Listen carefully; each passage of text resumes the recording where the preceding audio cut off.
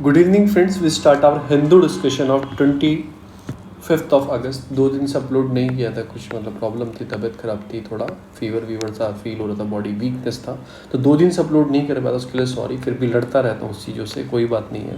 Video थोड़ी लंबी होती है तो आप उसे 1.25 करके या 1.5 करके उसको देख सकते हैं और इजी होगा आपके लिए, जल्दी से पूरी वीडियो देख ली जाएगी। क्योंकि वीडियो थोड़ी लंबी होती है, हमारी कोशिश रहती है, मेरी कोशिश ये रहती है कि आपको करंट के साथ साथ बेसिक बताया जाए। क्योंकि जो करंट है और बेसिक है, ये कॉन्सेप्ट होता है मेंस को लिखने का, और उसके अंदर ही जो हम पढ़ेंगे उसके अंदर हम प्री के पॉइंट अलग से देखेंगे, तो हमारा प्री और मेंस की अप्रोच जो रहती है वो अच्छे से पूरी हो जाती है। और बताने के तो मैं न्यूज़पेपर 30 मिनट में या 15 मिनट में ओवर कर सकता हूँ, एक जिस्ट बता दूंगा इसके अंदर ये आया है और आप पढ़ सकते हैं। पर आपके साथ साथ मुझे भी पढ़ना होता है, जो मैं एक्सट्रैक्ट करता हूँ, नोट्स बनाता हूँ, उसके साथ साथ मुझे भी पढ़ना होता है, तो इसलिए मैं ये बनाता हूँ।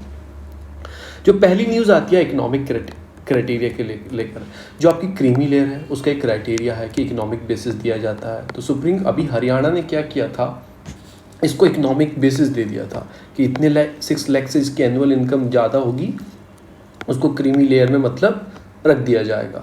तो सुप्रीम कोर्ट ने क्या बोला कि आप सोली डिपेंडेंट नहीं रह सकते, आप इकोनॉमिकल बेसिस पे आपको और चीज़ भी ऐड करनी है, just like the backwardness community की कितनी है, ठीक है ना, उन सब चीज़ों को आपको इस चीज़ के अंदर ऐड करना है कि आप सोली डिपेंडेंट नहीं रह सकते कि क्रीमी लेयर इकोनॉमिकल क्राइटेरिया को नहीं डिफाइन कर सकते, आपको बैकवर्डनेस चेक करनी है, कम्युनिटी की कितनी है, कितनी सोशल एडवांसमेंट हुआ है कम्युनिटी का, इकोनॉमिकल स्टेटस क्या है, तो बहुत सारी चीज़ों को कंसिडर करना है। उस फैमिली से रिजर्वेशन का कोई फ़ायदा ऑलरेडी उठा चुका है, जो IAS IPS है या ऑल इंडिया सर्विसेज में है, तो ऐसे भी आपको काउंट करना है। पर हरियाणा गवर्नमेंट ने क्या किया था, सोली क्राइटेरिया जो बता दिया था वो बता दिया था 6 लाख जो इकोनॉमिकल बेसिस पे, तो एक वायलेशन है कहीं ना कहीं इन चीज़ों का। ये जो इकोनॉमिक जो क्रीमी लेयर लगाई गई है, ये इंदिरा सुहानी केस आया था 1992 में, जब केस 1992 में आया था, तब ये क्रीमी लेयर का प्रावधान इसमें ऐड किया गया था, क्रीमी लेयर होनी चाहिए। फिर और भी केसेस आए, नंदराज केसेस आया, उसमें सुप्रीम कोर्ट ने ये भी बोला कि जो क्राइटेरिया ST और SC के लिए भी अप्लाई किया जाए, तो अभी तक गवर्नमेंट ने अप्लाई नहीं किया, मे बी इन फ्यूचर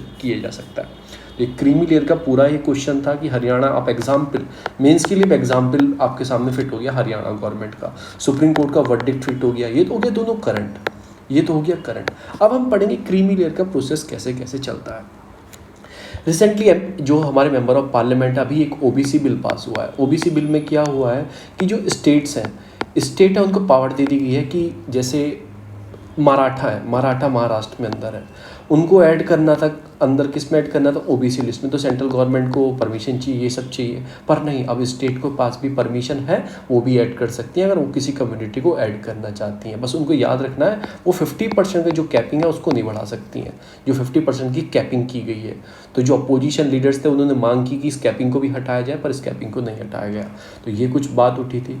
फिर जस्टिस रोहिणी कमेटी, अब देखो जो हमारी OBC है ना, OBC, इसमें नियर अबाउट 3000 कम्युनिटीज़ आती हैं, और इसमें से जो लाभ मिलता है ना, मतलब जो फ़ायदा उठा रही हैं, वो हार्डली 10 to 15 कम्युनिटी है।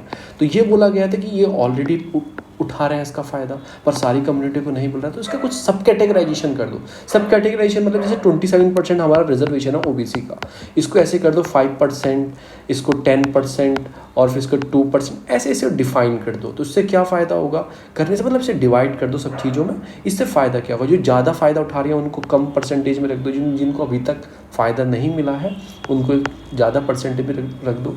तो सब कैटेगराइजेशन करने की बात आई थी। तो आपको कमेटी का नाम याद रखना है, जस्टिस रोहिणी कमेटी। ये हो गया प्री का पॉइंट, मेंस में भी अप्लाई कर सकते हो, पर मैंने प्री का आपको अलग से बता दिया।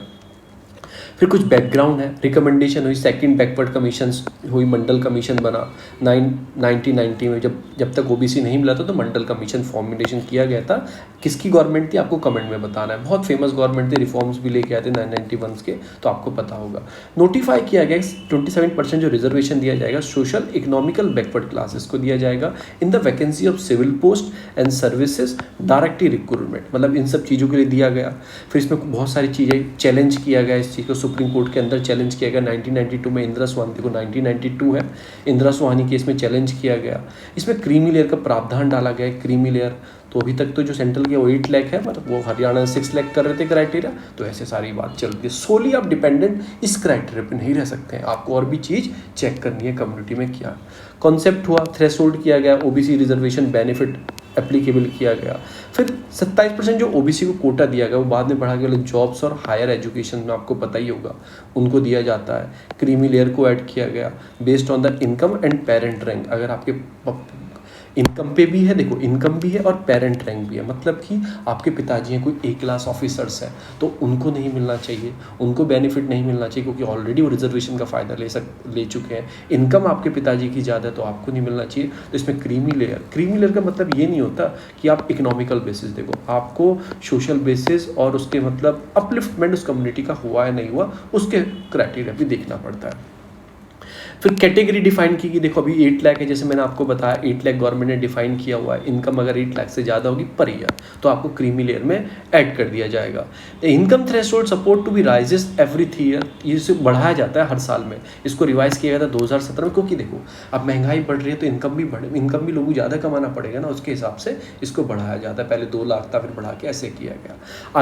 आपके पेरेंट्स कोई ए क्लास सर्विस में है, दोनों पेरेंट्स हैं बी क्लास सर्विस में, आपके दोनों पेरेंट्स हैं, या फिर ए क्लास सर्विस में आइदर ऑफ पेरेंट्स हैं, मम्मी है या पापा है आइदर, और बी क्लास में अगर दोनों हैं तो ऐसे क्राइटेरिया इसका फिक्स किया गया है। If the parent enter group A through promotion before the age of 40, अगर आपके पापा बी क्लास सर्विस में गए, उनका प्रमोशन बी क्लास सर्विस से गए और उसको उनका प्रमोशन हो गया ए ग्रेड में हो गया 40 साल से पहले, तो भी आपको क्रीमी लेयर में, ठीक है ना, इंक्लूड कर दिया जाएगा। चिल्ड्रन है, उसके पापा कर्नल है, उससे या उससे ऊपर की रैंक, कर्नल से ऊपर की रैंक होती है, मेजर जनरल सब होते हैं, तो उससे ऊपर की रैंक में किसी भी चीज़ में, नेवी में हो, एयरफोर्स में हो या फिर आर्मी में हो, किसी में भी हैं आपके पापा उस कर्नल रैंक से ऊपर, तो आपको क्रीमी लेयर में रखा जाएगा। फिर गवर्नमेंट ने कुछ प्रपोजल किया, ड्राफ्ट लेके आए, कैबिनेट लेके आए, creamy layer should be determined at all income salary calculating by income tax but not agriculture income. देखो इसमें एग्रीकल्चर इनकम नहीं ऐड होती। द गवर्नमेंट ने क्या किया, कंसिडर किया कि पहले 12 लाख कर दो इसको बढ़ा के, where is the parliament committee have recommended 15 lakh per year. तो मतलब ऐसे बढ़ाया जा रहा है। इट कैन, मतलब क्यों बढ़ाया जाता है, अब देखो पैसा लोगों के पास आने लगे, खर्चे बढ़ गए ना। पहले 1 रुपये में 5 टॉफ़ी आती थी, अब वो टॉफ़ी 1 रुपये में भी नहीं मिलती है, तो आपकी इन्फ्लेशन इंक्रीज़ हो रही है, तो आपको पैसा चाहिए, अब आपकी इनकम बढ़ेगी, तो मतलब उन सब चीज़ों के लिए इसको रिवाइज किया जाता है। तो हर 3 साल में रिवाइज किया जाता है। 2017 में किया गया, तो हाल फिलहाल में भी कोरोना चल रहा था इसलिए रिवाइज नहीं किया गया। मे बी इन फ्यूचर आप देखोगे तो 12 लाख या 15 लाख जो इनकम कर दी जाएगी। तो ये होगी हमारी क्रीमी लेयर से। दोनों केस के नाम याद रखना जो मैंने आपको बताया। इंदिरा सोहानी केस में ये सब क्रीमी लेयर को ऐड किया गया था और अभी कैपिंग भी हमारे उसमें है। और सब कैटेगराइजेशन कमेटी कौन है, जस्टिस रोहिणी कमेटी। और सोली बेस नहीं है कि हम इनकम बेसिस पे दें, और भी चीज़ों को हमें चेक करना होता है अगर ये हमें चीज़ें प्रोवाइड करनी है। नेक्स्ट न्यूज़ आती है, ये आती है तमिलनाडु ने लॉन्च किया 100 करोड़ अर्बन एम्प्लॉयमेंट स्कीम। अभी देखो जैसे आपकी रूरल एरिया में, मैं आपको पहले जस्ट बताता हूँ, जैसे आपके रूरल एरिया में आपको मनरेगा है, MG नरेगा स्कीम चलती है, ऐसी कोई अर्बन एरिया के लिए स्कीम नहीं है। ये जो मनरेगा है जो है आपकी, ये रूरल एरिया के लिए है, ओनली रूरल एरिया के लिए। पर अभी पेंडेमिक स्टार्ट हुआ, पेंडेमिक से क्या हुआ कि लोगों की नौकरी चली गई, even urban also in rural also. चलो रूरल वाले तो गांव में जाके मनरेगा से जुड़ गए, पर अर्बन वाले कहाँ जाए, अर्बन वाले के पास कोई जगह नहीं थी जाने के लिए। तो ऐसी कोई स्कीम तमिलनाडु गवर्नमेंट ने, अपनी स्टेट गवर्नमेंट ने लॉन्च की है, जिसका नाम दिया गया है, उसे कौन देखेगा, जो मिनिस्ट्री ऑफ म्यूनिसिपल एडमिनिस्ट्रेशन है, क्योंकि लोकल बॉडी है, गाँव में कौन देखता है मनरेगा को, ग्राम प्रधान हो, पंचायत हो, वो चेक करती है। अब इन्होंने क्या किया है कि इन्होंने ऐसी स्कीम लेके आया म्युनिसिपैलिटी के लिए ताकि अर्बन को भी बेनिफिट मिल चुके। तो हमारे इंडिया में ऐसी कोई स्कीम नहीं है जो अर्बन को बेनिफिट दे। अभी रूरल के लिए ही ये ओनली स्कीम है जिसको कहते हैं मनरेगा। तो ऐसी तमिलनाडु गवर्नमेंट ने पहल की है कि हम अर्बन वालों को भी एक एम्प्लॉयमेंट प्रोवाइड करेंगे। इससे फ़ायदा क्या होगा, जो लोग अनएम्प्लॉयमेंट हुए ड्यू टू पेंडेमिक उनको भी रोजगार मिलेगा, ठीक है ना। चाहे अर्बन क्यों, आप डिस्क्रिमिनेट नहीं कर सकते अर्बन रूरल के बीच में, अर्बन रूरल के बीच में, तो उनको भी मिलेगा। तो ये सारी चीज़ इसके अंदर की गई हैं। थाउजेंड्स ऑफ जॉब जो लॉस्ट हुई हैं उनकी वजह से उनको कहीं ना कहीं उसमें लाभ मिल पाएगा। तो मैं पहले बताऊंगा आपको मनरेगा के बारे में। और गवर्नमेंट ने एक चीज़ सोची थी, डू इट एक स्कीम थी जो शहरों के लिए चलाई जाएगी, पर उसको अभी तक लागू नहीं किया गया था। उसके बारे में बताऊंगा, उसके अंदर प्रोविजंस क्या क्या हैं, और एज ए एग्जाम्पल आपको लिखने के लिए तो उसके बारे में लिख सकते हैं। जो पहली स्कीम आती है आपकी महात्मा गांधी नेशनल रूरल एम्प्लॉयमेंट। इसमें क्या होता है कि आपको जो पूरे वर्ल्ड में लार्जेस्ट एम्प्लॉयमेंट गारंटेड प्रोग्राम है वो तो हमारे जो इंडिया जो भी काम करता है वो वर्ल्ड लार्जेस्ट हो जाता है। उसका एक कारण है हमारी पॉपुलेशन। आप खुद देखो 2 crore population, 2-3 crore population Australia की है, और हमारी 2 crore 3 crore population daily railway में सफ़र करती है। अगर रेलवे फुल कैपेसिटी से चले ना तो रेलवे में हमारी इतनी पॉपुलेशन अप्रॉक्स उससे जुड़ी हुई रहती है, उसमें मतलब कि ट्रैवलिंग करती रहती है। तो आप खुद देख सकते हो। तो एम्प्लॉयमेंट गारंटी प्रोग्राम इसको कब लेके आए? इसको 2005 में लेके आए थे Mahatma Gandhi national rural employment mission, MG NREGA इसको बोलते हैं, और इम्प्लीमेंट किया गया मोर देन 15 ईयर्स को हो चुके हैं, ऐसा आपको पता ही है। मोर देन 2005 में आप तो लगभग 16 साल होने को तैयार हैं। अब इसके अंदर प्रोविज़न क्या क्या है? इसमें 100 दिन का काम दिया जाता है हर रूरल को, और इन्हेंस किया जाता है उसकी लाइवलीहुड सिक्योरिटी इसको मिल पाए। मतलब कि अगर उसके पास काम होगा, एटलीस्ट उसे बेसिक इनकम तो मिल रही है ना। वो अपनी आपको डिफरेंस बताना है लिविंग वेज, फेयर वेज और मिनिमम वेज, इसमें क्या क्या अंतर होता है आपको इसको डिफाइन करना है। सबसे लो कौन सी होती है, उसके बीच में कौन सी आती है, उसके बीच में ऑलरेडी मैं आपको बता चुका हूँ। एक आपको मतलब एक लिविंग वेज तो मिल रही है ना, मतलब आपको एक मिनिमम वेज तो आपको मिल रही है ना, खाना पीना तो मिल रहा है ना, तो उससे आपका लाइवलीहुड सिक्योरिटी तो आपके पास है। 2010 में इसका नाम चेंज किया गया था, नरेगा इसका नाम था, इसको MG इसमें जोड़ दिया गया था, महात्मा गांधी को इसमें जोड़ दिया गया था। क्योंकि महात्मा गांधी, जस्ट एक मिनट,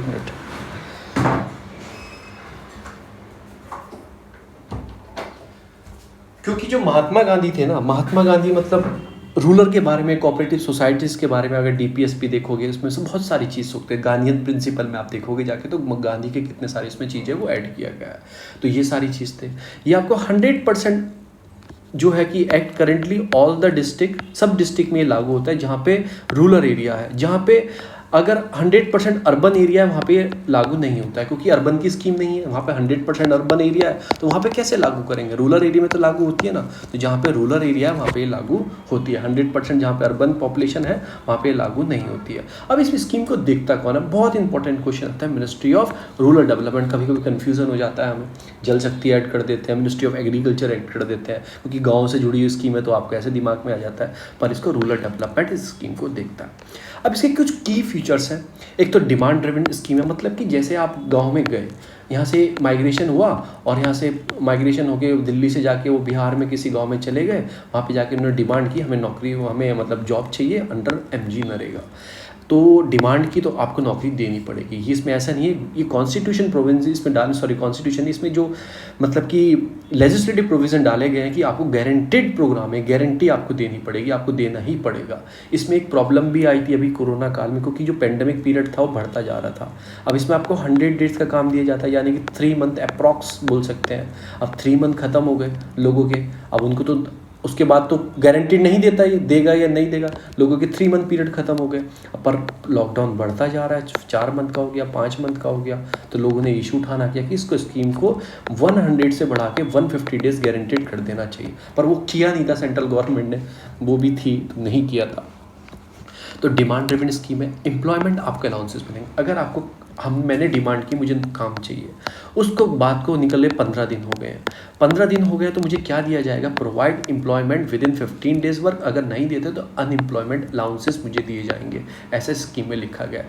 टाइमली पेमेंट क्या कि 15 दिन में आपका पेमेंट आएगा जो भी आप काम कर रहे हो। वुमेन एम्पावरमेंट, इसमें क्या है, अगर गाँव में 9 आदमी को काम मिला है इसके अंदर, तो 1/3 उसके अंदर वुमेन्स होनी चाहिए, यानी कि 3 महिला होनी चाहिए। तो 1/3 इसमें वुमेन को ऐड किया गया। इसमें मिनिमम वेज प्रोवाइड की जाती है according to the minimum wage act 1948। उसके अंदर जो लेबर के लिए फिक्स है स्टेट के अंदर। ग्राम सभा कंडक्ट करती है सोशल ऑडिट की, स्कीम को मॉनिटर करती है, इंप्लीमेंट अच्छे से किया जा रहा है, और फंडिंग दोनों देते हैं, सेंट्रल और स्टेट। ये बहुत इंपॉर्टेंट पार्ट है, ये याद रखना। आपको कभी भी कंफ्यूज करेगा सेंट्रल में, प्री में के लिए इंपॉर्टेंट बता रहा हूँ। ये सारे पॉइंट प्री के लिए इंपॉर्टेंट थे। 15 डेज हो गया, डिमांड ड्रिवन स्कीम हो गया, डायरेक्टली ऐड कर देगा, ये आपको याद रखना है।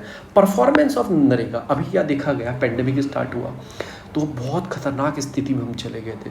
तो ये देखा गया 2020 में हाईएस्ट 11 करोड़ वर्कर को अब तक ये काम दे चुका है, जब से स्टार्ट हुआ है अब तक। और जो हाईएस्ट जो लोग इसके साथ जुड़े कहीं ना कहीं वो 2020 में जुड़े। ऐसा क्यों जुड़े? क्योंकि सब जगह लोगों के पास काम नहीं रहा, सारे लोग गांव में चले गए, उन्होंने डिमांड की तो नौकरी तो देनी पड़ती, गारंटेड प्रोग्राम है। तो ऐसा कुछ सबसे जो इसमें देखा गया सबसे ज़्यादा हाई, देखो ये लिखा है ना, इन 2020-21 टोटल एक्सपेंडिचर वो 62.31% हायर देन 2019-20 ऑलरेडी हो गई, क्योंकि लोग ज़्यादा बढ़ गए हैं। तो इस कंपेयर टू तो इसमें सबसे ज़्यादा जो लोग जुड़े थे वो 2020-21 में जुड़े थे इसके अंदर, तो ये सारी चीज़ इसके अंदर है। कुछ बजट अलाउंसेस भी इसके लिए बढ़ाए गए क्योंकि पेंडेमिक चल रहा था, लोगों को पैसा देना था, तो उसके अंदर कुछ चीज़ बढ़ाई गई।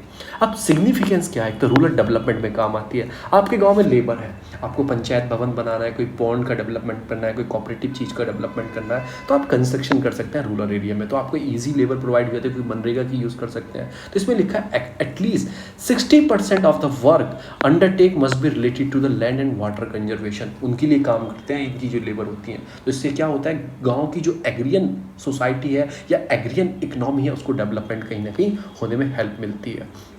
एग्जाम्पल दिया है, नभरमानी विलेज है मध्य प्रदेश के अंदर, Sidhi district MNREGA, creating water conservation asset, internal migrant will be home started resume, मतलब फार्मिंग करने लगे, वाटर कंजर्वेशन होने लगा, पानी मिलने लगा, तो फार्मिंग से भी जुड़ गए लोग, उनकी भी डेवलपमेंट हुआ। मैंने बोला एग्रियन जो सोसाइटी है उसका डेवलपमेंट भी होता है इनकी वजह से, तो ये भी है।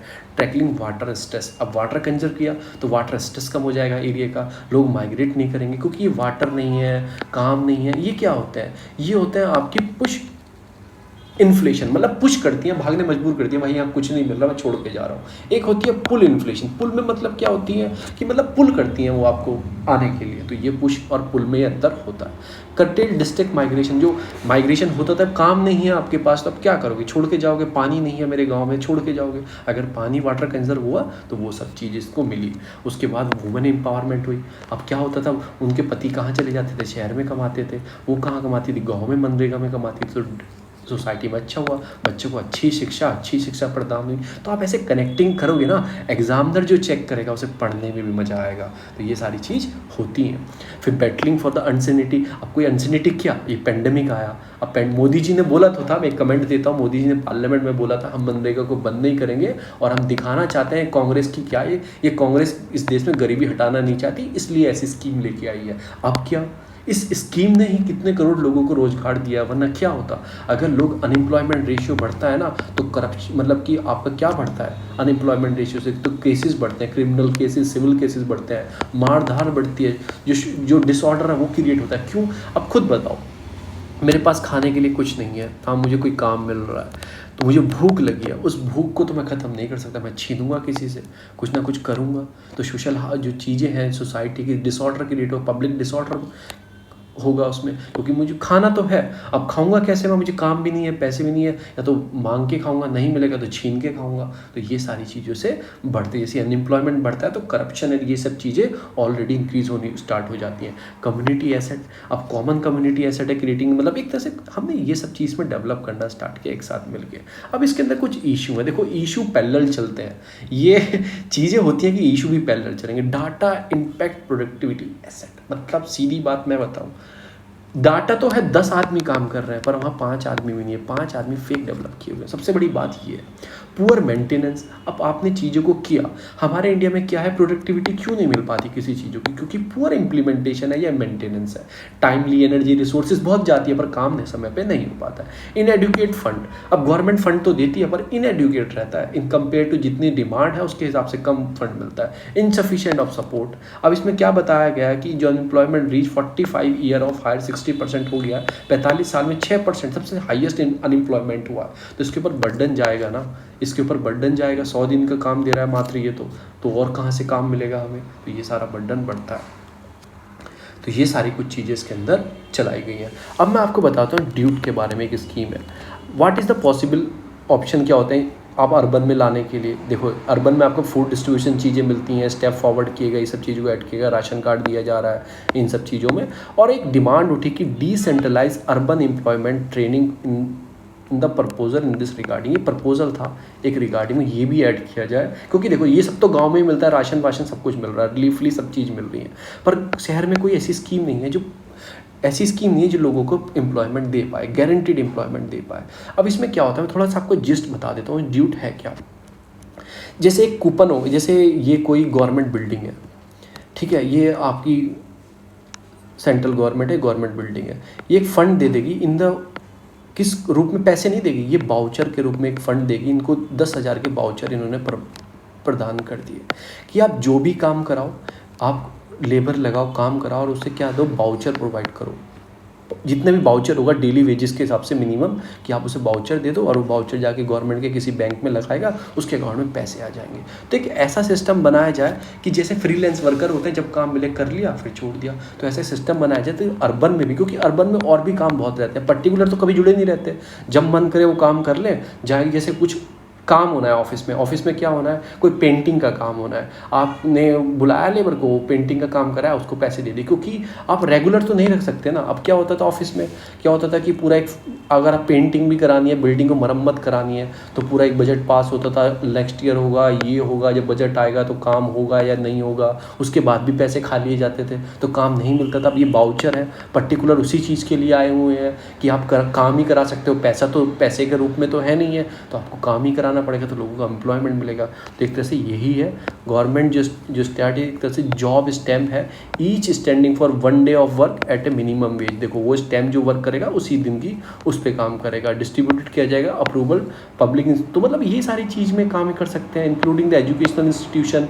हॉस्पिटल, म्यूजियम, शेल्टर, जेल्स में हम कुछ भी काम कराना उस टाइप के वाउचर प्रोवाइड कर सकते हैं। तो इससे क्या होगा कि लोगों के पास एम्प्लॉयमेंट मिलेगा, जॉब मिलेगी directly to do the work account, job जो against the job stamp, certificate by the employer.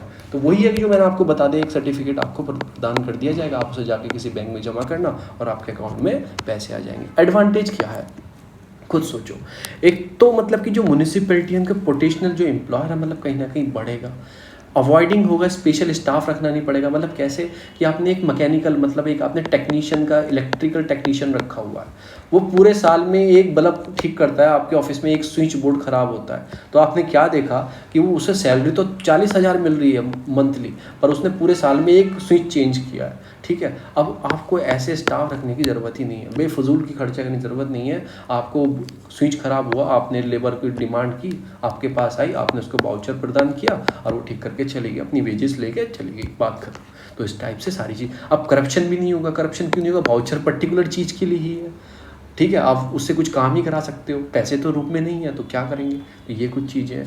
एक प्रोडक्टिव वर्क डेवलप होगा। प्रोडक्टिव क्यों होगा कि मैंने बताया ना, वो खाली पीली बैठा है, कुछ नहीं कर रहा है, तो इससे सब चीज़ बढ़ेंगी। एंटाइटल मिनिमम वेज मिलेगी, पॉसिबल अदर बेनिफिट्स मिलेंगे। तो ये सारी चीज़, इससे ड्यूट स्कीम आप इसको मेंशन कर सकते हो, ड्यूट को मेंशन कर सकते हो, अगर कहीं आंसर लिख रहे हो कि ऐसी स्कीम अप्लाइड की जाए। पॉसिबल जॉब्स बढ़ेंगी, क्योंकि अब आप खुद बताओ, गवर्नमेंट आपको एडवांस में दे देगी 10,000 रुपये। मैं एक एग्जाम्पल बता रहा हूँ, तो आप अपने ऑफिस में काम कराओगे, आप खुद बताओ ना, आपकी जेब में 10,000 के बाउचर है, जिससे आप अपने घर का कंस्ट्रक्शन ही करा सकते हैं और कुछ नहीं करा सकते। तो आप क्या सोचोगे, यार तो कराना ही पड़ेगा, क्योंकि पैसे तो है नहीं है, आप किसी और काम के लिए भी यूज़ नहीं कर सकते। तो इससे क्या होगा, जो हमारी सरकारी भवन है, बिल्डिंग है, इनकी क्वालिटी भी इंक्रीज़ होगी। पहले क्या होता था, पैसा आ गया गवर्नमेंट के, मतलब जो ऑफिस है उनका पैसा आ गया कि आपको क्या कराना है, कि उन्होंने डिमांड की कि बिल्डिंग बहुत ख़राब है, गवर्नमेंट ने पैसा बजट पास कर दिया, पैसा भेज दिया। उस पैसे में से मात्र जैसे 10,000 रुपये आया, मैं ऑन एग्जाम्पल ले रहा हूँ, उन्होंने मात्र 5,000 यूज़ किए और 5,000 उन्होंने गबन कर गए, सारे मिल के बैठ के खा गए। तो उससे क्या होता था, वो बिल्कुल, जब भी आप बोलते हो ये सरकारी बिल्डिंग इतनी बेकार कैसी लगती है, पैसा पूरा आता है पर वो बेकार इसलिए लगती है क्योंकि बहुत करप्शन है। तो आपको क्या मिला इससे, एक ऑप्शन, करप्शन भी कहीं ना कहीं होगा, प्रोडक्टिविटी बढ़ेगी और भी मेंटेनेंस और भी चीज़ें आगे बढ़ेंगी। इसमें भी आप वुमेन को प्रायोरिटी दे सकते हो, जैसे 1/3 प्रायोरिटी उसमें दे रहे हो, तो इसमें भी आप प्रोवाइड कर सकते हो। इसमें पूरा इसमें लिखा है कैसे कैसे आप इसको बढ़ा सकते हो। कुछ चैलेंजेस है, देखो चैलेंजेस हर जगह होंगे। एक तो बिग क्वेश्चन जो खड़ा होता है कि मतलब इन्हें अप्लाई कैसे किया जाएगा। जॉब स्टैम्प एक तरह से रिस्पॉन्सिबल, मतलब कि हेड ऑफ पब्लिक इंस्टीट्यूशन, पर एक तरह से सेल्फ इंटरेस्ट है, हमें कराना है नहीं कराना वो भी है। फिर जॉब स्टैम्प से जो ऑलरेडी वर्कर काम कर रहे हैं उनकी नौकरी पे भी खतरा है, वो जो काम कर रहे हैं, जो परमानेंट सैलरी मिल रही है उनकी नौकरी पे भी खतरा है। तो एक तरह से एक ऑप्शन भी आप ले सकते हो, पर ये पायलट बेसिस पे स्कीम कहीं ना कहीं एक तरह से चला के आप देख सकते हो। ये सारी चीज़ में बताई गई है। नेक्स्ट आता है आर्टिक कॉर्पोरेशन। देखो ये आर्टिकल परसों के न्यूज़पेपर में था। परसों के न्यूज़पेपर में क्या था कि जो ग्रीनलैंड है वो बहुत फर्टाइल हो रहा है, उसका जितना ग्लेशियर्स है मेल्ट हो रहा है और आने वाले कुछ साल में 10-20 साल में ख़त्म हो जाएगा। पर मैंने वो रिकॉर्ड नहीं किया था, पर मैंने वो आज पूरा ऐड कर दिया है, क्योंकि ये भी आर्टिक कॉर्पोरेशन के ऊपर आया है। जो वहाँ की फर्टिलिटी है वो लॉस हो रही है because of this climatical change, और कहीं ना कहीं जो मिलिट्री इकोनॉमिकल इशू वहाँ पे चल रहे हैं। इकोनॉमिकल क्या, क्योंकि रशिया है और इधर आपका US है, तो ये क्या करते रहते हैं, वो आर्टिक जो सर्किल है पूरा अपना, उसमें कुछ ना कुछ एक्टिविटी करते रहते हैं इकोनॉमिकल। आप चाइना भी घुस गया इसके अंदर, वहाँ वो भी एक्टिविटी कर रहा है, क्योंकि चाइना का जो रूट है मलाका स्ट्रीट से, साउथ चाइना से निकल के मलाका स्ट्रीट से निकल के फिर कहीं यूरोप में जाता है ऐसे घूम के, या फिर यूएस में। अब उसके बाद सिंपल रूट है, अगर आप वर्ल्ड का मैप देखोगे तो यहाँ से जापान है, जापान से नो इधर कोरिया है, कोरिया से इधर क्या है आपका चाइना है, तो चाइना पास एक अल्टरनेटिव रूट मिल जाएगा ऐसे जाने के लिए, तो चाइना भी इसमें घुस गया है। तो कहीं ना कहीं इन सब चीज़ों से उस एरिया की पूरी फर्टिलिटी जो है वो कहीं ब्रेक हो रही है, कहीं ग्लेशियर्स मेल्ट हो रहे हैं, ये सारी चीज़ें हो रही हैं। तो यही बताया इन्होंने कि जो है आपकी नाटो रशिया के बीच में चलता रहता है, तो वो इस एरिया को इधर उधर करते रहते हैं। फिर नॉर्वे वॉर्वे जो जितनी आपकी आर्टिक रिसोर्सेज हैं, मतलब जो आर्टिकल कंट्री हैं, देखो इसमें कंट्री के नाम दिए हैं जो आर्टिक में सर्किल के अंदर आती हैं, कनाडा, डेनमार्क, फिनलैंड, मैं आगे बताऊंगा वैसे आपको, आइसलैंड, रशिया, स्वीडन, यूएस, ये सारी आती हैं। कुछ जो स्टेट है 6 स्टेट को ऑब्जर्वर स्टेटस दिया हुआ है, कौन कौन सी आपकी, China, Japan, India, Italy, south Korea और सिंगापुर। तो ये मत सोचना कि आर्टिक में आर्टिक वाली रहेंगी तो मेनली वही, पर कुछ को ऑब्जर्वर स्टेटस हमने देखे रखा है, जिसमें बताया कि जैसे कोल्ड वॉर एंड हुई तो पहले भी उससे कोल्ड वॉर से पहले चलता था, फिर हमने सोचा था इस रीजन में पीस आएगी, बस रीजन में कहीं पीस नहीं आई, दोबारा से वही फर्जिलिटी चलने लगी, फिर दोबारा से इन दोनों यूक्रेन, जैसे रशिया ने यूक्रेन को कब्जाया तो कॉन्फ्लिक्ट स्टार्ट हो गया। देखो पहले G8 होता था, 2014 में क्या किया रशिया ने, यूक्रेन को अपने अंडर में ले लिया, बहुत सारी जगह उसकी, तो उसको बाहर निकाल दिया गया G8 से, तो G7 बन गया था, तो इस वजह से फिर और कॉन्फ्लिक्ट बढ़ गया। तो सारी बात इन्होंने यही करेंगे इसमें कि यूक्रेन की वजह से और कॉन्फ्लिक्ट बढ़ गया था वहाँ पर रशिया की वजह से, तो सारी वो फर्जिलिटी है उस एरिया की कहीं ना कहीं डिस्ट्रॉय होती जा रही है। According to the world climatical security report 2020 क्या बोलती है, फर्स्ट रिपोर्ट एक्सपर्ट ग्रुप ने क्या किया, इंटरनल जो मिलिट्री काउंसिल है क्लाइमेटिकल सिक्योरिटी जो है, इसे IMCCS बोलते हैं, इन्होंने बोला कि जो आर्टिक है एक वार्निंग नियरली ट्वाइस, मतलब जो उसकी वार्निंग लेवल है वो ट्वाइस हो गया है, कि जल्दी से उसके जो मेल्टिंग पावर है बहुत स्पीडली वर्क करने लगी है बिकॉज ऑफ क्लाइमेटिकल चेंज, और भी बहुत सारे इशू हैं, लोकलिटी इशू है। फिर जियो पॉलिटिक्स और स्ट्रेटेजी, आजकल चाइना बोल रहा है, चाइना ने बोला है कि सेल्फ प्रोक्लेम किया है स्टेटस न्यू आर्टिक स्टेट, अपने आप को बोल दिया कि हम आर्टिक स्टेट हैं, और उसमें काम चालू कर दिया है कि हम उसमें कनेक्टिविटी करेंगे, ये सब करेंगे। तो इम्पोर्टेंट क्या है कि चाइना के लिए एक अल्टरनेटिव रूट मिलेगा, क्योंकि अभी चाइना कितना लंबा रूट देखता है शिपिंग लेन को, मैंने बताया ना मलाका स्ट्रीट से निकल के जाता है, ये देखो मलाका स्ट्रीट से निकलता है, साउथ चाइना से निकलता है, तो उसे एक अल्टरनेटिव रूट मिलेगा, ठीक है, वो बच पाएगा, कोई ब्लॉक कर दे ये रूट तो उससे जा पाएगा। तो यही सारी चीज़ें एटलीस्ट हमें नेचर के बारे में सोचना चाहिए, उसके बारे में ध्यान रखना चाहिए। देखो ये आया था 2 दिन पहले, इसमें आया था rainfall at Greenland Iceland submit to the first time, मतलब वहाँ पे रेनफॉल हुई है, बर्फ़ नहीं पड़ी, रेनफॉल हुई है ग्रीनलैंड में, तो उससे क्या इंडिकेशन जा रहा है कि उसका जो वार्मिंग है वो कहीं ना कहीं इंक्रीज़ हो रही है, वाटर जो है मेल्ट हो रहा है कहीं ना कहीं, आइस मेल्ट हो रहा है कहीं ना कहीं, तो उससे मेल्ट होने की वजह से क्या होगा, कॉज ऑफ सी का लेवल बढ़ेगा, तो आने वाले कुछ साल में बता रहे हैं अगर वो मेल्ट हो जाता है तो 25% सी का लेवल बढ़ जाएगा, इतना वहाँ पे ग्लेशियर्स है, तो ये सारी प्रॉब्लम खड़ी होंगी। तो आज हम क्या पढ़ेंगे, लोकेशन पढ़ेंगे, इंडियन लेबोरेटरी रिसर्च सेंटर दोनों पोल पे, आर्टिक में और एंटार्क्टिका में। जो आर्टिक सर्किल है वो की एक लीडिंग इंटर गवर्नमेंटल ऑर्गेनाइजेशन है, cooperation, coordination, interaction of article state के बीच में, और इसको 1996 में फॉर्म किया गया था, मेरे बर्थडे मतलब ईयर में।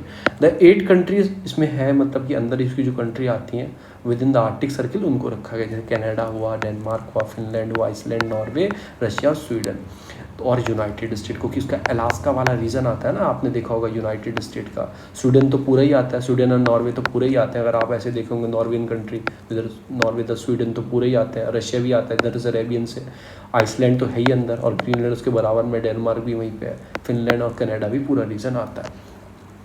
तो कुछ स्टेट को ऑब्जर्व स्टेटस दिया हुआ है, जैसे 6 स्टेट है जिसमें मैंने आपको बताया, चाइना, ये सब उसके अंदर है।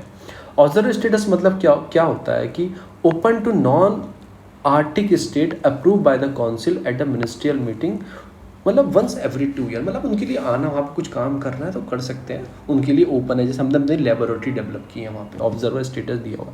तो ये पूरा आर्टिक सर्किल है ये पूरा, तो इसमें देखो ये आ गया अलास्का रीजन यूएस का, ये कनाडा तो आता ही है, ये आ गया डेनमार्क बोल दो, ग्रीनलैंड, और ये आ गया आपका नॉर्वे, देखो नॉर्वे ये आ रहा, स्वीडन भी आ रहा है, पर आपके कन्फ्यूज़न क्या है, देखो फिनलैंड नहीं है इसके अंदर, फिनलैंड नहीं है इसके अंदर, देखो फिनलैंड आता है पर यदि फिनलैंड को ऐड नहीं है, सॉरी फिनलैंड तो है इसके अंदर, हाँ फिनलैंड है, मैं तो भूल गया था, फिनलैंड है इसके अंदर। देखो तीनों नॉर्वेजियन कंट्री हैं, नॉर्वे, स्वीडन, फिनलैंड, और इधर रशिया आ गया। आइसलैंड का थोड़ा एरिया आता है, छोटे छोटे आइलैंड है जो आइसलैंड के अंदर आते हैं। तो ये सारी कंट्री आ गई, 1 2 3 4 5 6 7 और 8, आठों कंट्री हो गई। तो ये कुछ इसके अंदर है। इंडिया का ऑब्जर्व स्टेटस है 2013 में दिया गया था, ठीक है ना। इसे री इलेक्टेड बार बार किया जाता है और मई 2019 में दोबारा इसको बनाया गया था इंडिया को। तो ये कुछ हो जाती है जगह। अब हम पढ़ते हैं रिसर्च सेंटर इन एंटार्क्टिका। जो ये एंटार्क्टिका, देखो ये रीजन है, ये एंटार्क्टिका है, ये कॉन्टिनेंट है। और ये देखो इसमें कुछ आपको याद रखना है, रॉस सी, ये रॉस सी नीचे के साइड है, ऊपर आपको याद रखना है मतलब ये आपका हो गया भारती स्टेशन, ये आपका हो गया मैत्री स्टेशन। ये इंडिया के स्टेशंस हैं, भात्री, मैत्री। तो कुछ स्टेशंस आपके रिसर्च सेंटर होते हैं वहाँ पे बने हुए हैं। डेविस सी के जस्ट ऊपर कौन सा आपका भारती स्टेशन है। तो ये आपको याद रखना है। तो एंटार्क्टिका अर्थ का साउदर्न मोस्ट कॉन्टिनेंट है, आपको याद रखना है। और ये सिचुएटेड है बिल्कुल साउदर्न हेमिस्फीयर में है, और इसके स्क्वायर किलोमीटर इतना है, और 5th लार्जेस्ट कॉन्टिनेंट है, ऐसा आपको पता होना चाहिए। ये किस चीज़ के वहाँ पे काम होता है कि multi discipline, multi institution programme वहाँ पे चलाए जाते हैं, बहुत सारी चीज़ों को रिसर्च की जाती है। हमारी national centre of Antarctic ocean research ministry of earth science के अंदर आती है, वो कंट्रोल करती है, ठीक है ना। इंडिया ऑफिशियली एंटार्क्टिक ट्रीटी हमने साइन की थी 1983 में, वहाँ पे हमने रिसर्च सेंटर जो बनाया था वो बनाया था दक्षिण गंगोत्री। दक्षिण गंगोत्री बात है फर्स्ट, तो याद रखना दक्षिण गंगा है ना हमारी, दक्षिण गंगा कौन सी बोलते हैं वो बताना आप कमेंट में। तो हमने फर्स्ट कौन सा बनाया था, हमने बनाया था वहाँ पे दक्षिण गंगोत्री। तो उसके बाद मैत्री बनाया, फिर भारती बनाया। भारती जो हमारा वो लेटेस्ट रिसर्च सेंटर है जो 2012 में हमने डेवलप किया है। हेल्प टू रिसर्च पर वहाँ पे करते हैं, बहुत सारी चीज़ों को देखते हैं। India first committed to the research facilities located above 3000 kilometre east of the Maitri. तो ये भी कुछ है। उसके बाद में कुछ और रिसर्च फैसिलिटी बनाई, जैसे हमने सागर निधि 2008 में इंडिया ने क्या कमीशन बनाया, सागर निधि फॉर ए रिसर्च के लिए।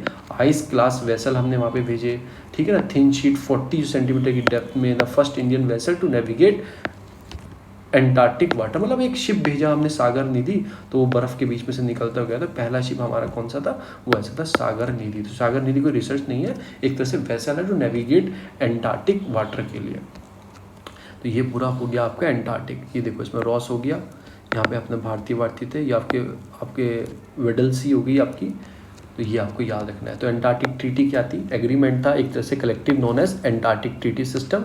It regulate the international relation with the respective of the Antarctic. एक तरह से ये सारी चीज़ की गई थी। एंटार्क्टिक ट्रीटी सेक्रेटरियल जो हेडक्वार्टर है इसका अर्जेंटीना में, ये आपको याद रहना क्योंकि अर्जेंटीना वहीं पास में पड़ता है। एंटार्क्टिक ट्रीटी इन्फोर्स की गई थी 1961 में, 53 इसमें पार्टीज थी, और वही सब चीज़ रिसर्च कैसे करनी है, साइंटिफिक प्रिजर्व कैसे करना है, इन सब चीज़ों पे वर्क किया गया। पीसफुल पर्पस के लिए यूज़ करना है आपके, वहाँ कोई आपको तोप नहीं लगा देनी है, फ्रीडम रहनी चाहिए साइंटिफिक इन्वेस्टिगेशन की, वहाँ पे साइंटिफिक ऑब्जर्वेशन देखना चाहिए, सब चीज़ों में आपको छूट दी जाएगी। अब अपना national centre polar and ocean जो रिसर्च है वो स्टैब्लिश किसके अंडर है, मिनिस्ट्री ऑफ अर्थ साइंस के अंडर है। 1998 में इसको बनाया गया था, गोवा के अंदर इसका लोकेटेड है ये। और ये क्या करता है, कंट्री की रिसर्च एक्टिविटी देखता है जो पोलर और साउदर्न ओशन में की जाती है, प्लानिंग, प्रमोशन, कोऑर्डिनेशन, ये सब चीज़ उस चीज़ को करता है। मेजर रिस्पॉन्सिबिलिटी क्या है कि मैनेजमेंट करना, जो इंडियन एंटार्क्टिक रिसर्च बेसिस है हमारे मैत्री, भारती, और आपका आर्टिक में कौन सा है, हिमाद्री। आर्टिक में कौन सा है, हिमाद्री। एक और बताओ कौन सा था, दक्षिण गंगोत्री। तो इन सब चीज़ों को चेक करता है। हिमाद्री क्या है, इंडिया ने लॉन्च किया था। It was the first scientific expedition of Arctic ocean 2007। Open a research in the name of Himadri at the सल, जगह जो है ये आपकी सलबाद करके जो जगह है, इसमें नॉर्वे, इन 2008 ये सब चीज़ की गई थी, आप पढ़ लेना।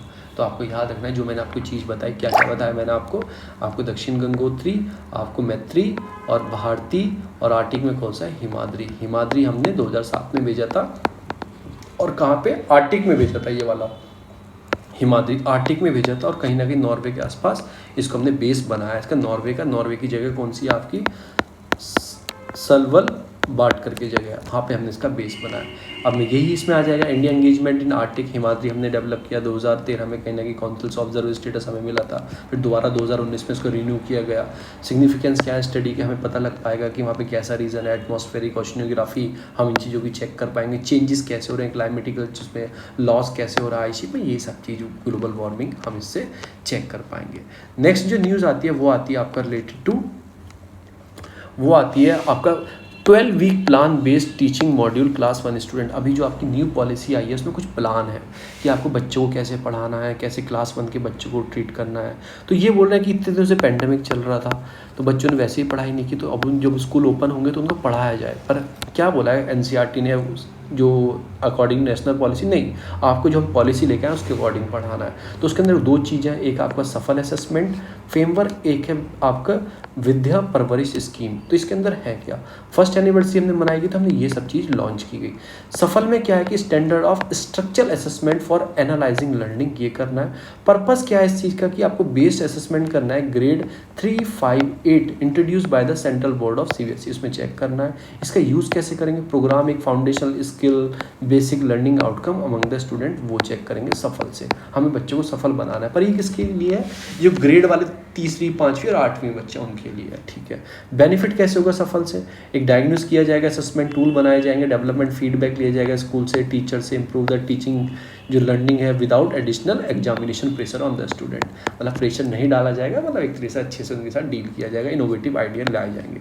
हेल्प करेगा स्टूडेंट को भी, पेरेंट्स को भी, टीचर को भी to track learning programme throughout the school year, not just in the grade of 10th और 12th। देखो आपके 12th और 12th में एग्जाम होते हैं बोर्ड के, नहीं, अब 3, 5वीं, 8वीं उसमें एग्जाम तो नहीं होंगे आपके, पर आपको उसमें असेसमेंट ऐसे किया जाएगा कि आपको सफल बना पाए। तो ये कुछ प्रोग्राम है।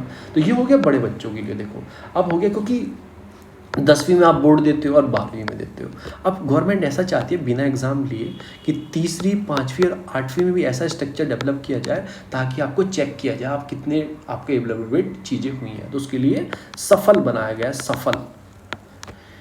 सफल ये नहीं है जो सब्जी मिलती है। विद्या परवरिश, इसी क्या है कि आप 3-4 बच्चों के, छोटे बच्चों के लिए क्या करें, तो उन्होंने प्री स्कूलिंग प्रिपरेशन होती है, जो छोटे छोटे बच्चे होते हैं, यंग बच्चे होते हैं, वो प्रिपेयर करेंगे young student for school, help them to learning the basic like number, colour, alphabet.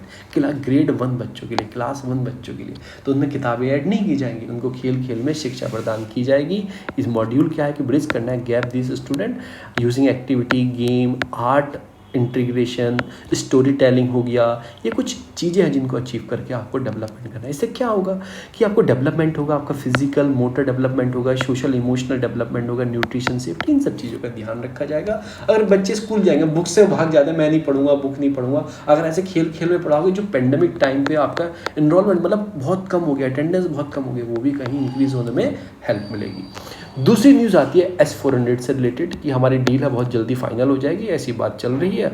पर एक डर सताता है काटसा, कि अमेरिका काटसा लगा सकता है। पहले बताऊंगा S-400 के बारे में, बाद में बताऊंगा काटसा के बारे में। डील हुई थी 2018 में, इतने $1 बिलियन की थी, हमें बिल्कुल याद नहीं रखना, पर इस US ने हमें थ्रेट दिया था कि अगर ऐसा डील करोगे हम काटसा हम लगा सकते हैं।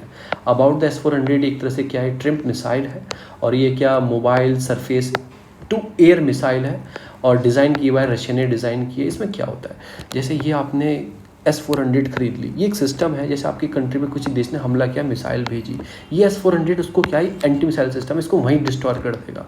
तो S-400 ये है, इसको मिसाइल को ऊपर ही डिस्ट्रॉय कर देगा। तो एयर टू सरफेस है, और ये क्या बताएगा, जो वर्ल्ड में मतलब मॉडर्न लॉन्ग रेंज मिसाइल है, ठीक है ना, कंसिडर मच, मतलब जो आपकी US की है ना उससे भी अच्छी है। US की कौन सी, third terminal high altitude defence system, उससे भी अच्छी क्वालिटी है S-400।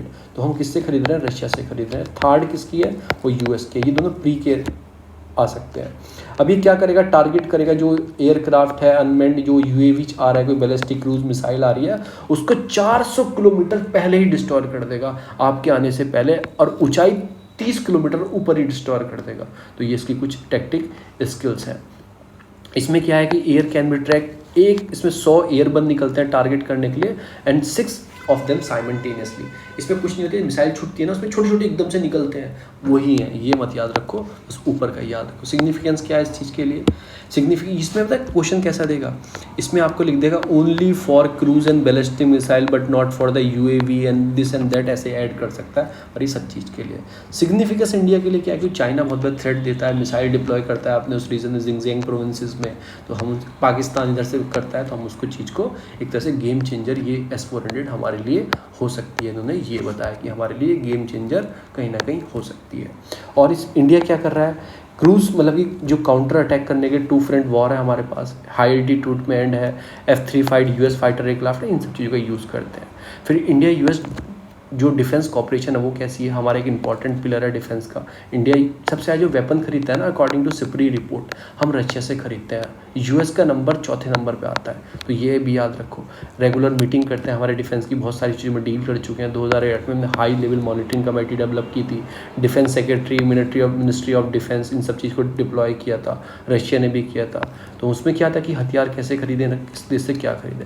अब करंट जो सिनेरियो है 2013-14 में हमने करेक्टेड X400 ये खरीदा है, फिर कार्टसा की मांग, यूएस बोलता है कार्टसा लगा देंगे, क्योंकि कार्टसा पता क्या है, कार्टसा एक ऐसा चीज़ है, अगर अमेरिका धमकी देता है कि कार्ट सैंक्शन लगाने से ईरान पे लगाए हुए हैं, तो वो कार्टसा ही लगाया हुआ ईरान पे, ठीक है। फिर हमने MiG-29 सुखोई ये सब हमने किससे खरीदे हैं, ये रशिया से हमने कहीं ना कहीं डील किया। फिर AK-47, AK-203 राइफल, ये भी हम किससे खरीदते हैं, ये भी रशिया के ही वेपन है। AK वाली वो वेपन है वो रशिया के हैं।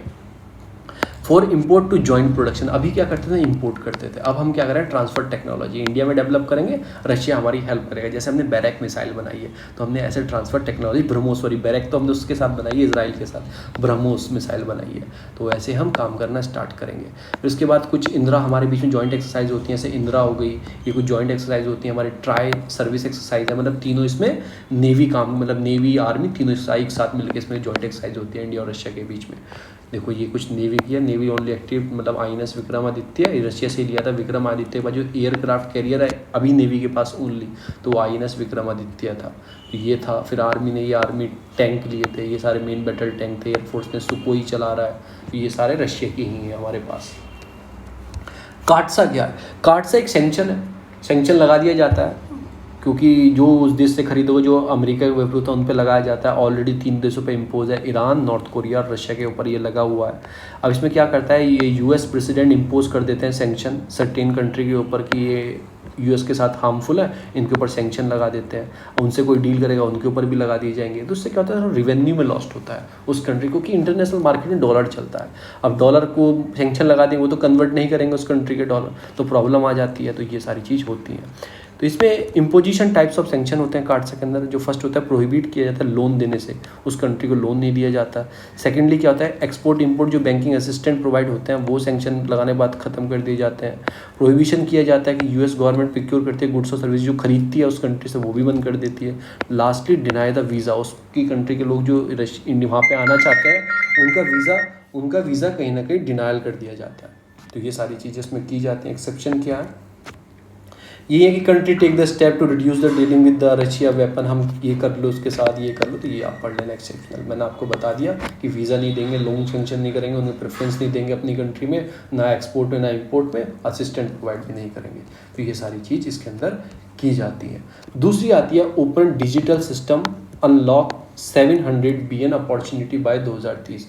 ये क्या बोल रहे हैं, ये आपके जो हैं, ये इन्होंने क्या बोला है, अजय सोहानी जी ने, इन्होंने बोला है कि अगर हमारी जो ओपन किया जाए डिजिटल सिस्टम को, अनलॉक किया जाए, तो 2030 तक हमारी जो ये डिजिटल सिस्टम की वजह से $7 बिलियन की अपॉर्चुनिटी प्रदान हो सकती है हमारी इकोनॉमी को, अगर हेल्थ एग्री में अगर बेनिफिट दिया जाए। ये नास्कॉम के चेयरमैन हैं, इन्होंने ऐसा बोला है कि जो हम यूज़ करते हैं आधार, UPI, कोविन यूज़ करें, सिग्निफिकेंसी हमारी हेल्प करेंगे, हमारी कंट्री को 5 ट्रिलियन बनने में हेल्प करेंगे, जो हमारा टारगेट है 5 ट्रिलियन बनाने का।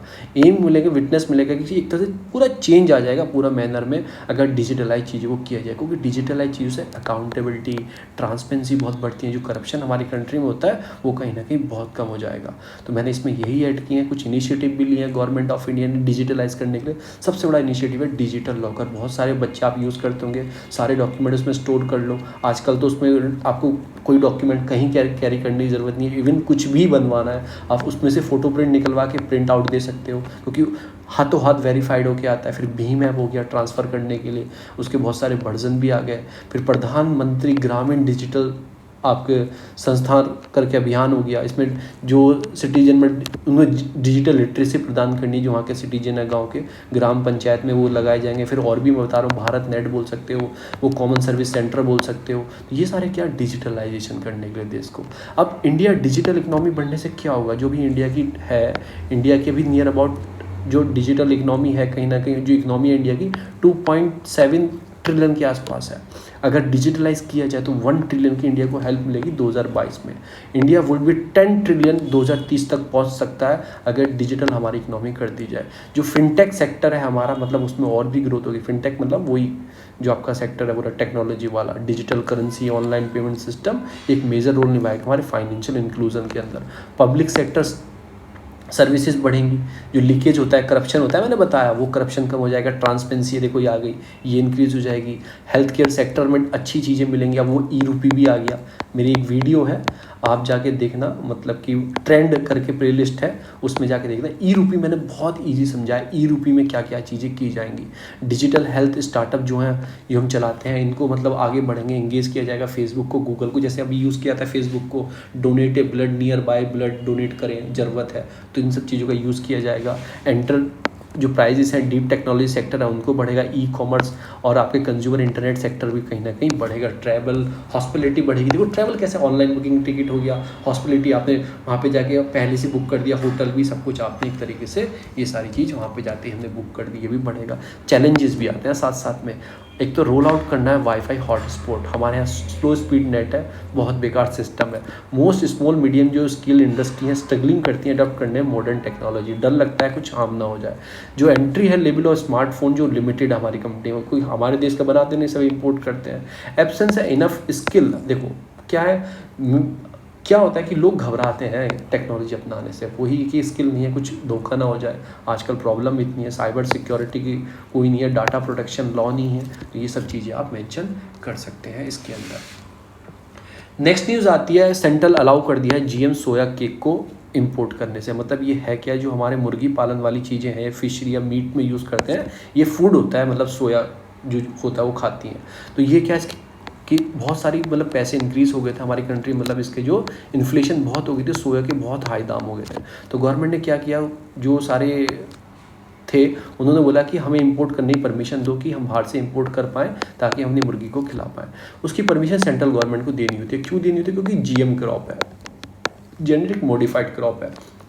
अगर ऐसी क्रॉप आप खाओगे या कुछ करोगे तो आपके साथ या किसी के साथ प्रॉब्लम आ सकती है, कोई जेनेटिक चेंज भी आ सकता है लॉन्ग टर्म पे। तो गवर्नमेंट बहुत सोच समझ के चीज़ों को करती है। तो जेनेटिक मॉडिफाइड क्रॉप है कि लिविंग ऑर्गेन्स की क्रॉप है, जेनेटिक मटेरियल है, आर्टिफिशियल मैनिपुलेट हो जाता है और जेनेटिक इंजन से इसको डेवलप किया जाता है। ये किसी में भी मतलब कॉम्बिनेशन प्लांट, एनिमल, बैक्टीरिया मिला के बनाया जाता है, मतलब जीन के साथ छेड़छाड़ करके आप एक क्रॉप डेवलप कर देते हो, वही सारी चीज़ में बनाया गया है। Are there any other GM crop in India? अभी तक एक ही क्रॉप इंडिया में पास की है जो परमिशन है, वो है बीटी कॉटन। उसके बाद कोई क्रॉप पास नहीं हुई है। बहुत सारी बन चुकी हैं, ब्रिंजल हो गई, मस्टर्ड होगी, पर अभी तक उन्हें परमिशन नहीं मिली है। When did India get the first GM crop? India को जो बीटी कॉटन मिली थी, इसे बोलते हैं बॉलगार्ड फर्स्ट। ये कौन देता है, ये क्यों बनाई गई थी? एक बीमारी आती थी पिंक आपकी बॉलवॉर्म, ये बीमारी ख़त्म कर देती थी, तो इसको रेसिस्ट बनाने के लिए ये वाली क्रॉप लाई थी। बीटी कॉटन बनाया किसने? इसको मोनसेंटो ने बनाया था। कब बनाया था? 2002 के आसपास बनाया था, फिर रिलीज़ 2006 में इसको किया गया था, बहुत सारे चेकअप करके। अभी तक इंडिया में 90% इसने कवरेज कर लिया है। अभी इस पे केस भी हो गया मोनसेंटो पे। ये बीटी कॉटन बता के चीज़ें बेच रहे हैं, फिर उसमें बीमारी पिंक बॉल की देखी जा रही है, तो रेजिस्टेंट कैसे है? तो वो धोखाधड़ी कर रहे हैं, तो इस पर केस भी हुआ है मोनसेंटो पे। अब देखेंगे उस केस में क्या होगा। तो एक तरह से यही है कि आपको सेफ गार्ड देती है कि मतलब आपको कोई बीमारी ना लगे, क्वालिटी हो अच्छी हो, कम चीज़ों में रिसोर्सेज में आप बढ़िया क्रॉप ले पाएँ। तो बीटी कॉटन बनाया गया था, only genetic modified crop in India. आपको याद रखना है इस बीमारी से बचाने के लिए, पिंक बॉलवर्म से।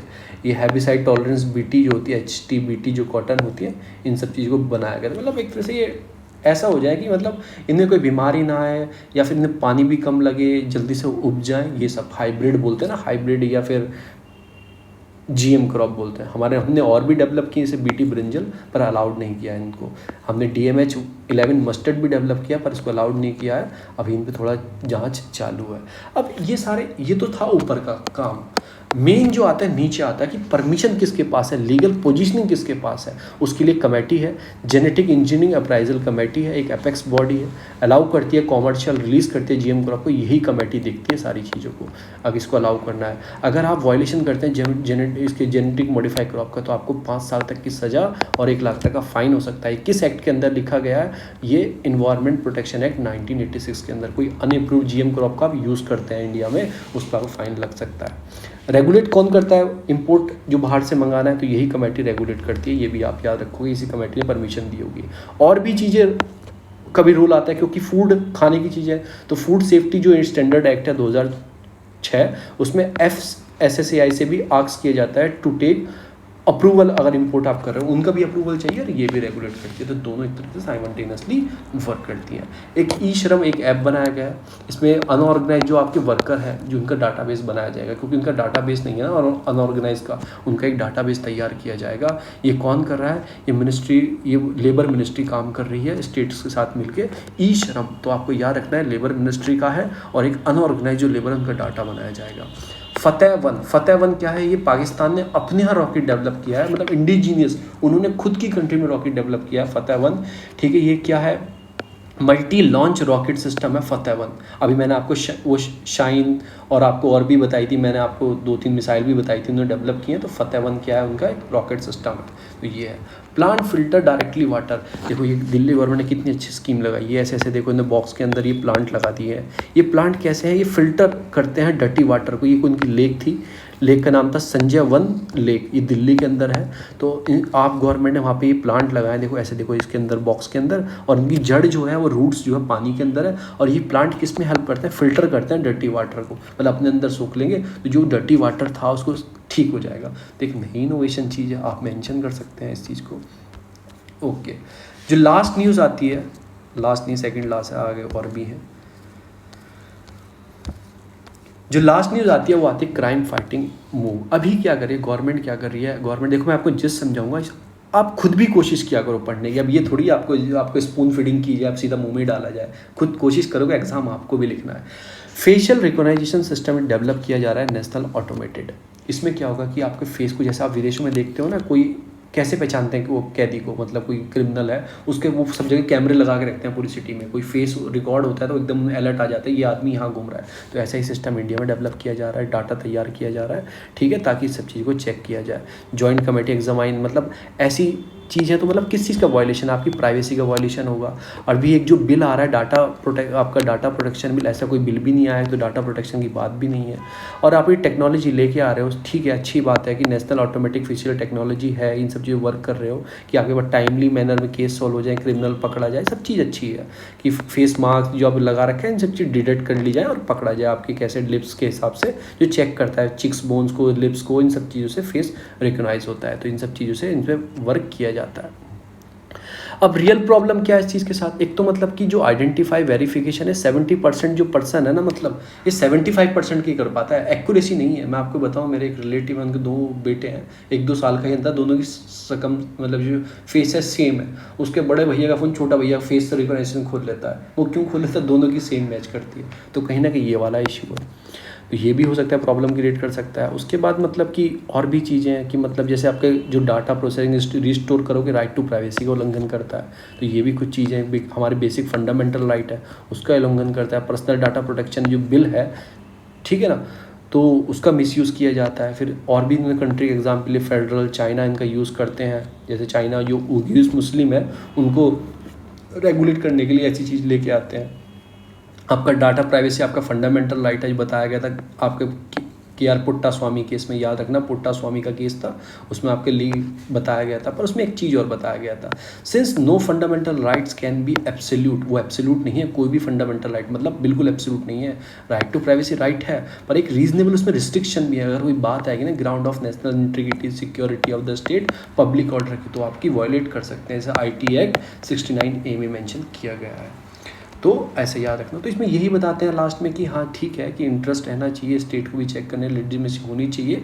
पर आपने क्या किया, ये आप जो लेके आ रहे हो ना चीज़, ये नेशनल रिकॉग्निशन वाली फेस वाली, आपने ये बस ऑर्डर से पास किया जा रहा है। अभी एक बिल आ रहा है DNA टेक्नोलॉजी बिल, अभी प्रपोज जो किया गया उसके अंदर भी आपने इसको ऐड नहीं किया गया। तो ये बोलते हैं ये टिकेगा या नहीं टिकेगा, क्योंकि ये कोई एक्ट से पास नहीं हो रहा है, कोई कॉन्स्टिट्यूशनल एक्ट नहीं आ रहा है, या फिर कोई सिंपल एक्ट नहीं आ रहा है इसके लिए। तो ये टिकेगा नहीं टिकेगा, क्योंकि वायलेशन करता है राइट राइट टू प्राइवेसी का कोई चैलेंज कर देगा, क्योंकि अगर आप चेंज करोगे, कोई लीगल प्रोविज़न लेके आओगे तो ही तो वो चीज़ रुकती है ना। अगर कोई प्रोविज़न नहीं है तो उसको क्या कर दिया, अनकॉन्स्टिट्यूशनल कर देती है। तो वो इम्पैक्ट ऑफ राइट मैंने आपको बताई दी है, ये आप एक बार जाके देख लेना। और मैंने अनचेक पाथवे क्या है, उसमें ठीक ठीक क्या क्या करना है, डाटा प्रोटेक्शन बिल लेकर, ये सारी चीज़ इसमें है। ये इसमें नीचे भी मेंशन किया हुआ है, absence of the specific law guidelines, कोई गाइडलाइंस नहीं है, ये वायलेशन करता है राइट टू प्राइवेसी का। जस्टिस के आर पुट्टास्वामी केस हुआ था यूनियन ऑफ इंडिया। फिर प्राइवेसी इम्पैक्ट असेसमेंट है, मतलब ये इंस्टीट्यूट अब फेस है प्राइवेसी चुराएगा, फंक्शनली क्रिप हो जाएंगे, मतलब कुछ प्रॉब्लम आ जाए, police got a permission to use, इसको यूज़ कर सकती है ये वो। तो ये सारी चीज़ें मास सर्विलांस किया जाएगा लोगों को। ऑटोमेट जो फेशियल रिकग्नाइजेशन है, द कैबिनेट नोट 2009 में बात हुई थी, but not a legal substance, illegal नहीं ले सकते। व्हाट इज़ फेशियल रिकग्नाइजेशन आपको पता ही है, फ़ोन इतने दिनों से आप चला रहे हो, आपको पता ही है। बेनिफिट क्या है, वही क्रिमिनल आइडेंटिफाई करने में, easy identify among the account, मैंने अलग से निकाल दी है। नीड ऑफ द आवर क्या, सुप्रीम कोर्ट बोल चुका है कि पुट्टास्वामी जजमेंट जो right to privacy fundamental right है in public space, and if this right needed to, मतलब एक तरह से आप गवर्नमेंट अगर कोई बात आती है किसी चीज़ पे तो उनको मतलब एक तरह से वॉयलेट कर सकते हैं। तो ये सारी चीज़ बात की मैंने, सब बाहर निकाल दिया, ये आप पढ़ लेना। आती है अफ़गान। देखो मैं अफ़गान के बारे में आपको कुछ नहीं बताऊंगा, अफ़गान क्या चैलेंज है ये मैंने आपको होमवर्क दिया है, इतने दिनों से आपने पढ़ ही रखा होगा, पूरे दिन न्यूज़ में चल रहा है कि इंडिया में क्या क्या चैलेंजेस आ सकते हैं अफ़गान की वजह से, ये आपको खुद बताना है 5 पॉइंट। और जो डिस्क्रिप्शन बॉक्स में ग्रुप का लिंक है उस पर जाके आपको कमेंट में बताना है, ग्रुप में जाके 5 पॉइंट प्लीज़ करना। मैं आपको बताऊँगा नेबरहुड कंट्री कौन सी है अफ़गान। देखो अफ़गानिस्तान ये है, ये रहा अफगानिस्तान। सबसे पहले तो पाकिस्तान है, सब बार बार बोलते हैं पाकिस्तान हेल्प करता है। इधर से बोलते हैं हम ईरान से हेल्प ले सकते हैं, तो ईरान भी इसका होगी। 2 कंट्री आपकी याद रहेंगी, आपको प्रॉब्लम होगी ऊपर की कंट्रियों में। चाइना है बहुत नैरो पार्ट से, क्योंकि हमारा जो ये रीज़न है ना, ये वाला ये यू काट के दिखा रहे हैं, ये पीओके का रीज़न है। तो पीओके से हमारा भी बॉर्डर टच करता है, अगर लिखने को हमारा बॉर्डर भी टच करता है तो इंडिया भी टच करता है ये, तो यहाँ से हल्का चाइना भी टच करता है। तो चाइना, तजाकिस्तान, उज़्बेकिस्तान, तुर्कमेनिस्तान, तो ये सारे तान करते हैं। अब आपको याद रख लो एक चीज़, आपको तजाकिस्तान, आपको कजाकिस्तान नहीं करता, कजाकिस्तान और किर्गिस्तान नहीं करता, के वाले कोई सा नहीं करता, के वाले कंफ्यूज यही करेगा, के वाले कोई सा नहीं करता। फिर तजाकिस्तान दोनों टी वाले करते हैं और यू वाला करते हैं उज़्बेकिस्तान, ईरान, पाकिस्तान, इंडिया और चाइना भी करते हैं। तो आपको ऐसे याद रखना है। अब हमने कुछ डेवलपमेंट किए हैं इस रीजन में, जैसे आपको ज़ारांग और डेलाराम हाईवे डेवलप कर रहे थे, आगे बताऊंगा, ये तो आगे भी आएगा। फिर हम यहाँ पे काबुल से लेकर आपको फुले कुमारी में हम ये ट्रांसमिशन लाइन डेवलप कर रहे थे। हमने हेरत में सलमा डाम बनाया है, पार्लियामेंट बनाई है हमने काबुल के अंदर। तो ये हमने कुछ प्रोग्राम किए थे, $84 मिलियन के काम किए थे, तो हमने वो कहीं ना कहीं प्रॉब्लम में क्रिएट होंगे। अब ये है कि लीगल चैलेंज क्या मिल रहा है कि तालिबान को रिकॉग्नाइज़ किया जाए, क्योंकि उसके जो लीडर्स हैं वो इतने सारी लिस्ट के अंदर मेंशन है।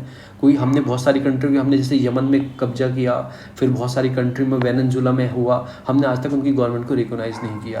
क्या यूएनएससी उन्हें रिकॉग्नाइज़ करेगा या नहीं करेगा, उसके ऊपर सारे इशू हैं, वो आप पढ़ लेना। अब ये मेन है जो हमारा, हम क्या कर रहे थे, हम कांडला से एक सी लेन बना रहे थे छाबार पोर्ट से एक रोड बना रहे थे, मतलब ज़ारांग के लिए, क्योंकि हम बाईपास करना सोच रहे थे पाकिस्तान को, और हम सेंट्रल एशिया में कहीं ना कहीं पकड़ बना रहे थे। वहाँ से हम पूरा एक सर्किट डेवलप कर रहे थे, ज़ारांग से डेलाराम जाएगा और हीरत से घूम के पूरा एक हाईवे ऐसा बना देंगे। आपके मज़ार शरीफ, काबुल, कंधार, ज़ारांग, डेलाराम, हीरत, सिटी के नाम भी याद रख दो, मैच द फॉलोइंग में पूछे गए हैं, ठीक है। मज़ार शरीफ पूछा गया है, मैच द फॉलोइंग 2018 का पेपर उठा के देख लो। तो ये कुछ चीज़ें हैं। फिर एक प्रॉब्लम और खड़ी होती है तालिबान के सामने, एक UN 9800 सैंक्शन कमेटी है, जिसके अंदर बहुत सारे तालिबान के जो आतंकवादी हैं वो उसके अंदर पड़े हुए, उनको टेररिस्ट घोषित किया हुआ है। अब खुद बताओ, टेररिस्ट गवर्नमेंट बनाएंगे तो आप क्या बोलोगे और उस सब चीज़ पे क्या बात करोगे।